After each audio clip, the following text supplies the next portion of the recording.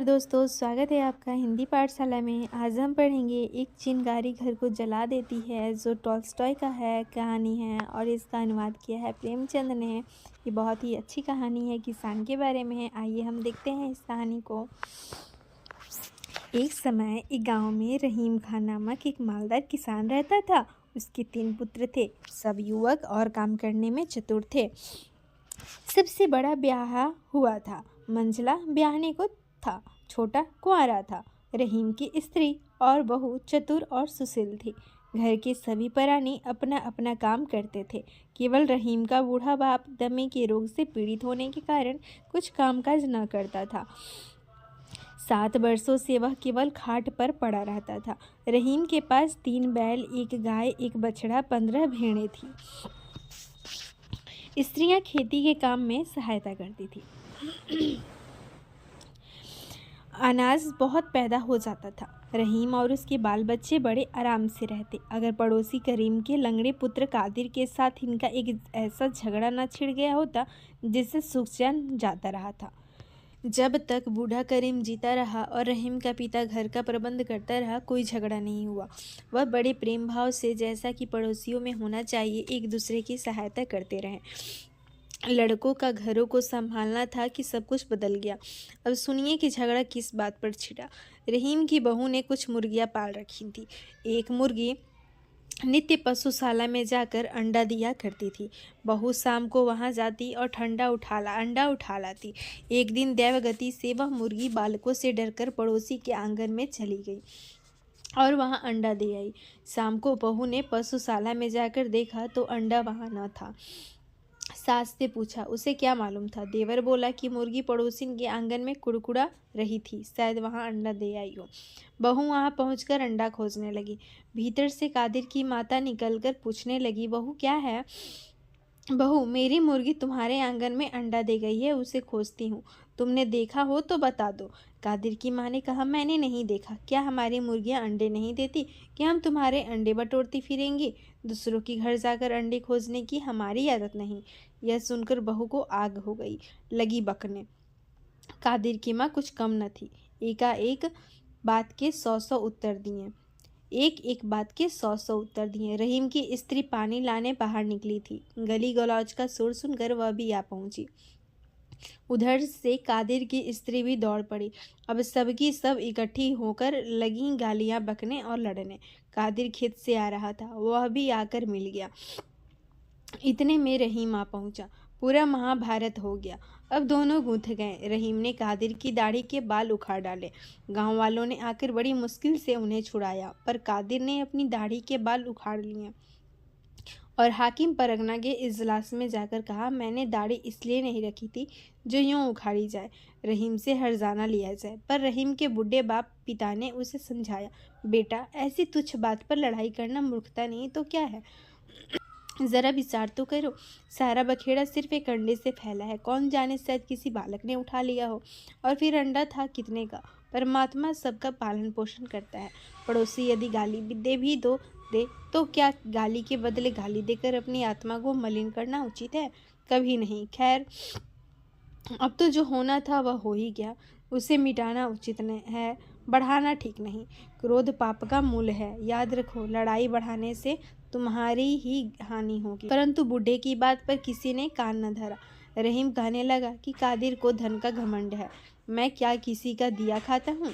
बड़े घर न भेज दिया तो कहना। उसने भी नालिश ठोक दी। यह मुकदमा चल ही रहा था कि कादिर की गाड़ी की एक कील खो गई। उसके परिवार वालों ने रहीम के बड़े लड़के पर चोरी की नालिश कर दी। अब कोई दिन ऐसा न जाता था कि लड़ाई न हो। बड़ों को देखकर बालक भी आपस में लड़ने लगे। जब कभी वस्त्र धोने के लिए स्त्रियां नदी पर इकट्ठा होती थी तो सिवाय लड़ाई के कुछ काम न करती थी। पहले पहल तो गाली गलौज पर ही बस हो जाती थी, पर अब वे एक दूसरे का माल चुराने लगे।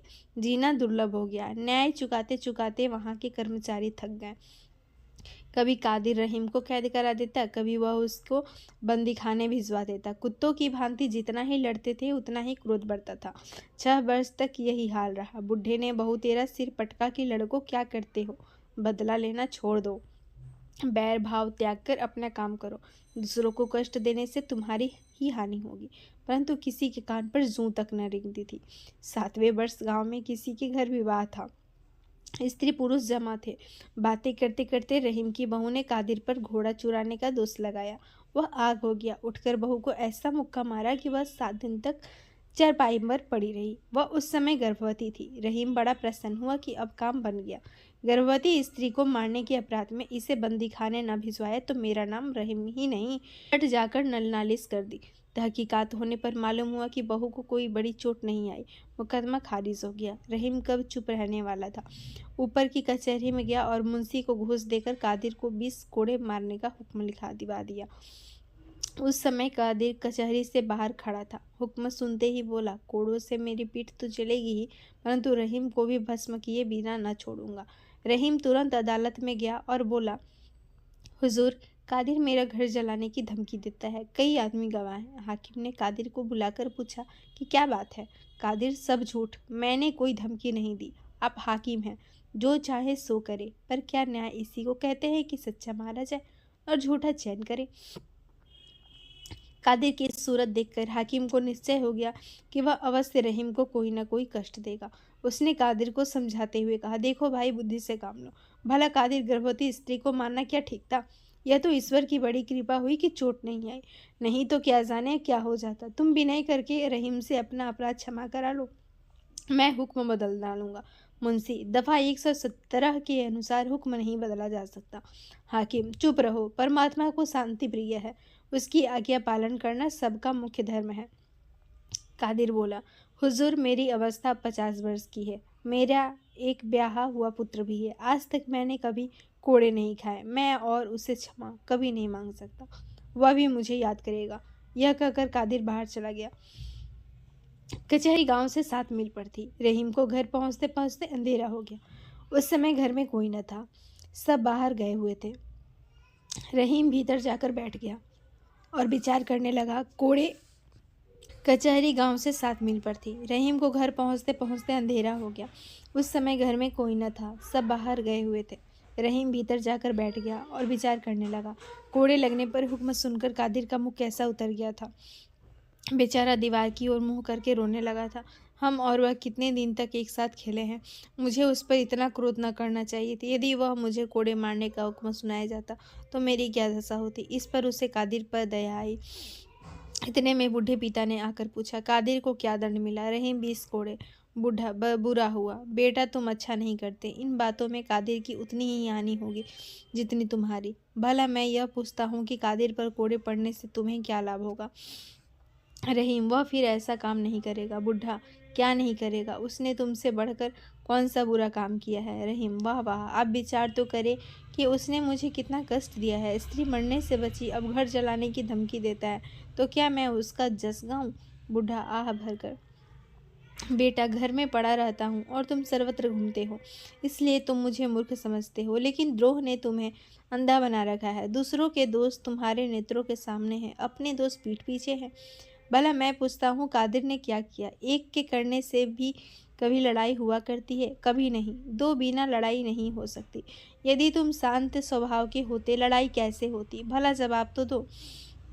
उसकी दाढ़ी के बाल किसने उखाड़े, उसका भूसा किसने चुराया, उसे अदालत में किसने घसीटा। 30 पर सारे दोस्त कादिर के माथे ही थोप रहे हो।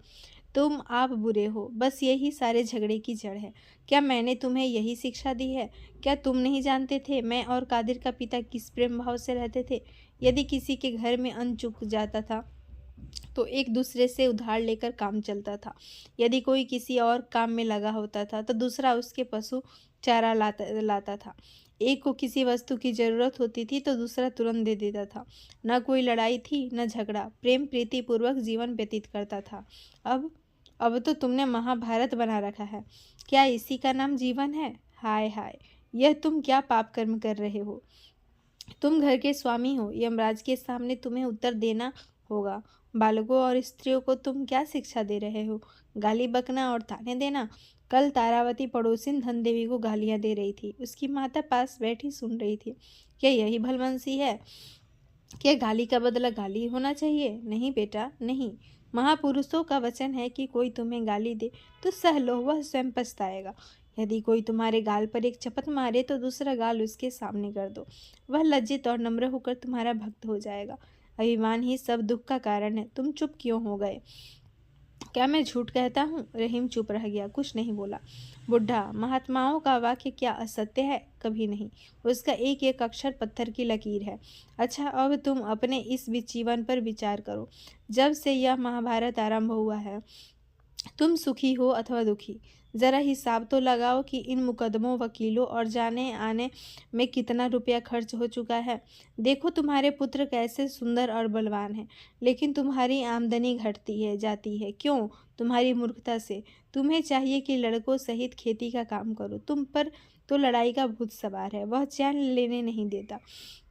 पिछले साल जई क्यों नहीं होगी? इसलिए कि समय पर नहीं बोई गई। मुकदमे चलाओ कि जई बो। बेटा, अपना काम करो, खेती बाड़ी को संभालो। यदि कोई कष्ट दे तो उसे क्षमा करो, परमात्मा इसी से प्रसन्न रहता है। ऐसा करने पर तुम्हारा अंतःकरण शुद्ध होकर तुम्हें आनंद प्राप्त होगा। रहीम कुछ नहीं बोला। बुढ़ा, बेटा, अपने बूढ़े मूर्ख पिता का कहना मानो। जाओ कचहरी में जाकर आपस में राजीनामा कर लो। कल सबे रात है। कादिर के घर जाकर नम्रतापूर्वक उसे न्योता दो और घर वालों को भी यही शिक्षा दो कि बैर छोड़कर आपस में प्रेम बढ़ाए। पिता की बातें सुनकर रहीम के मन में विचार हुआ कि पिताजी सच कहते हैं। इस लड़ाई झगड़े से हम मिट्टी में मिले जाते हैं।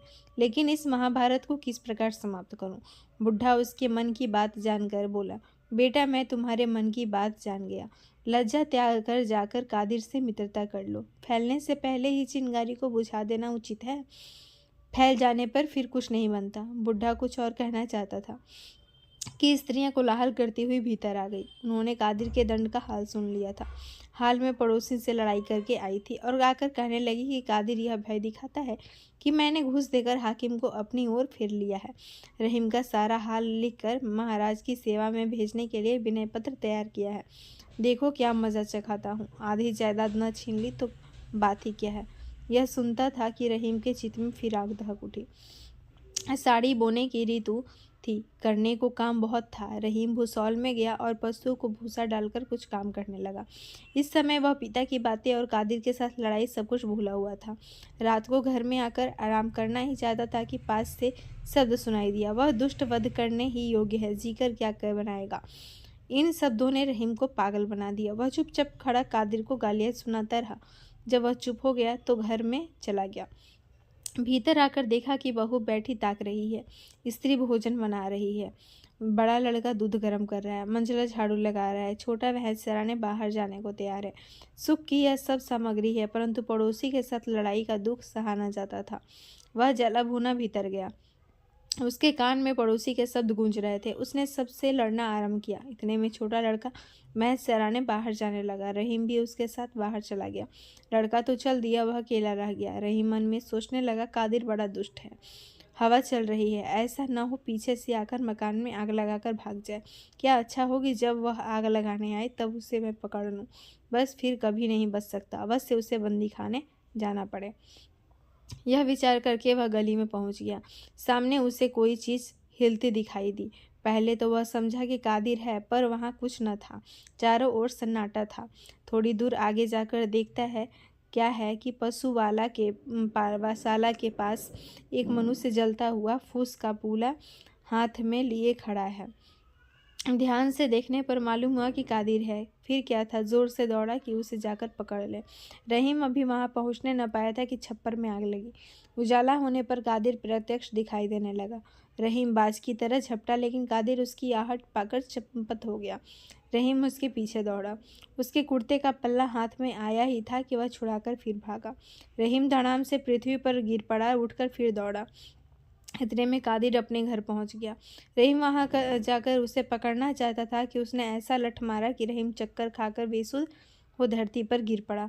सुध आने पर उसने देखा कि कादिर वहां नहीं है। फिर कर देखता है तो पशुशाला का छप्पर जल रहा है। ज्वाला प्रचंड हो रही है और लपटें निकल रही हैं। रहीम सिर पीटकर पुकारने लगा, भाइयों, यह क्या हुआ? हाय, मेरा सत्यानाश हो गया। चिल्लाते चिल्लाते उसका कंठ बैठ गया। वह दौड़ना चाहता था, परंतु उसकी टांगें लड़खड़ा गई। वह धम से धरती पर गिर पड़ा, फिर उठा। घर के पास पहुंचते पहुंचते आग चारों ओर फैल गई। अब क्या बन सकता है। भय से पड़ोसी भी अपना असबाब बाहर फेंकने लगे। वायु के वेग से कादिर के घर में भी आग जाल लगी, यहाँ तक कि आधा गांव जलकर राख का ढेर हो गया। रहीम और कादिर दोनों का कुछ न बचा। मुर्गियां, हल, गाड़ी, पशु, वस्त्र, अन्न, भूसा आदि सब कुछ स्वाहा हो गया। इतना अच्छा हुआ कि किसी की जान नहीं गई। आग रात भर जलती रही। वह कुछ असबाब उठाने भीतर गया, परंतु ज्वाला ऐसी प्रचंड थी कि जा न सका। उसके कपड़े और दाढ़ी के बाल झुलस गए। प्रातःकाल गांव के चौधरी का बेटा उसके पास आया और बोला, रहीम, तुम्हारे पिता की दशा अच्छी नहीं है, वह तुम्हें बुला रहे हैं। रहीम तो पागल हो रहा था, बोला, कौन पिताजी? चौधरी का बेटा, तुम्हारे पिता। इसी आग ने उनका काम तमाम कर दिया है। हम उन्हें यहाँ से उठाकर अपने घर ले गए थे, अब वह बच नहीं सकते। चलो अंतिम भेंट कर लो। रहीम उसके साथ हो लिया। वहां पहुंचने पर चौधरी ने बुढ़े को खबर दी कि रहीम आ रहा है।